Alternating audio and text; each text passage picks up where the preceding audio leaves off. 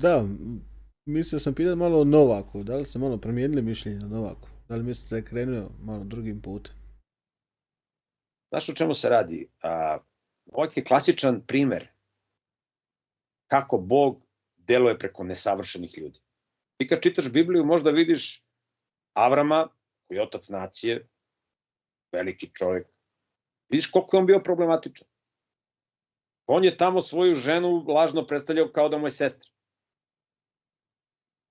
Nije poslušao Boga kad mu je Bog rekao dobit ćeš sina, on uzeo robinju, poslušao ženu, više sluša ženu nego Boga. Bog mu kaže dobit ćeš sina, a žena mu kaže nećeš dobiti sina.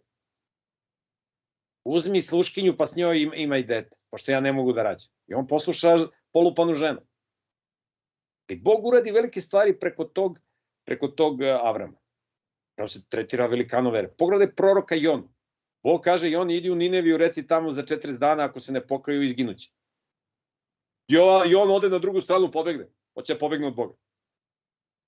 Zamisli da si ti Bog. Uzeo lopatu Koperanović, odvalio bi ga od batine. Rekao, konju jedan, jesam ti rekao tamo da ideš, što ne slušaš? Majmune jedan, jesam te stvorio, jesam ti dao život, jesam dobio sve što ti treba. Ja ti kažem, idi u Nineviju, ne smije ko te dira, ti otišao tamo da blejiš, razumeš, bežiš od, nećeš da izvršaš zapovest. Bog radi preko tog, Bog pošalje Jonu, razumeš, da ga proguta velika riba, i kad je ovaj došao u utrobu ribe, onda kao, Bože, oprosti, pogrešio se. Bog koristi problematičnog Jonu. To ti je Novak Đoković. Novak Đoković, brate, bavi se jogom, meditacijom. Znači, okultizam u fulu. Okultizam u fulu. Da ti ne kažem šta bi mu se desilo da je žive, da smo mi teokratska država Izrael, ili da imamo zakone cara Dušana ili Svetoga Save, kako bi Novak Đoković prošao. Da kažem, možeš da pretpostaviš.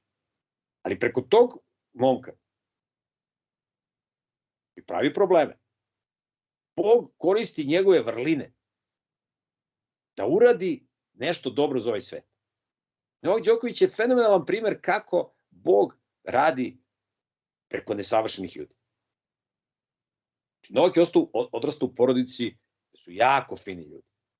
Jako fini ljudi.